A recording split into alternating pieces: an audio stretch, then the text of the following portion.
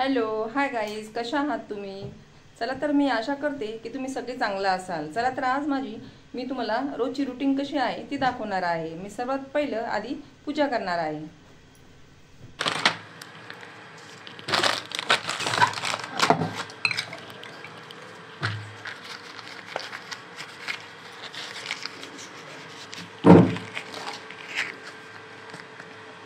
इथं तुम्ही बघू शकता, इथे मी कशा प्रकारे छोटंसं विहारच बनवलं आहे।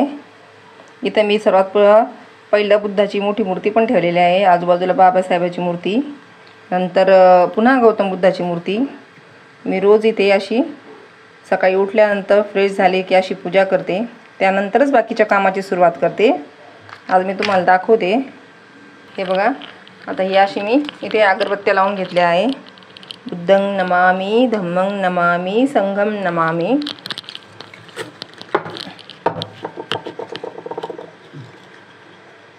मी या अगरबत्त्या अशी याच्यात लावते, कारण मग हातात ते खाली पडत नाही, म्हणून मी ती अशी ठेवते, इथं ठेवते आणि त्यानंतर बुद्धांना वंदन करते।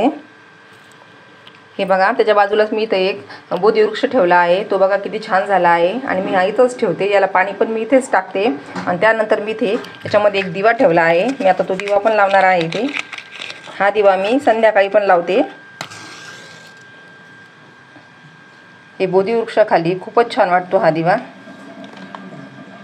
जेव्हा आम्ही आणलं होतं बोधी वृक्ष, तेव्हा खूपच छोटं होतं, एकदम आपल्या बोटा एवढंच होतं। आता आम्ही याला व्यवस्थित हे करून तर आता एकदम मस्त झालं आहे, एकदम काळ्या मातीत लावलेले आहे ते, त्याच्यामुळे खूपच छान असं वरती चाललं आहे। त्याच्याच बाजूला इथं अमिताभ बुद्ध पण आहे, हे बघा तुम्ही इथं बघू शकता। हे पण तुम्ही बुद्ध घरात लावायचे, हे खूपच चांगलं असतं। त्यानंतर इकडे साईडला शिवलीभंती पण आहेत, हे पण यांचा पण आशीर्वाद खूप चांगला आहे। हे बघा, असं बघू शकता तुम्ही। मग हे बाकीचे मी सगळे वरती ठेवले आहे। हे बघा, अशा प्रकारचं मी तुम्हाला माझं हे छोटंसं विहार हे तुम्हाला दाखवलं आहे आणि माझी दिवसाची सुरुवात ही मी माझ्या बुद्धांच्या आशीर्वादाशिवाय मी करत नाही। तर असं केल्यानंतरच आता तुम्हाला हा माझा व्हिडिओ किंवा माझी पूजा कशी वाटली हे तुम्ही मला कमेंटमधून करून सांगा आणि तसंच व्हिडिओला लाईक करा, शेअर करा आणि सबस्क्राईब करा। चला तर मग बाय।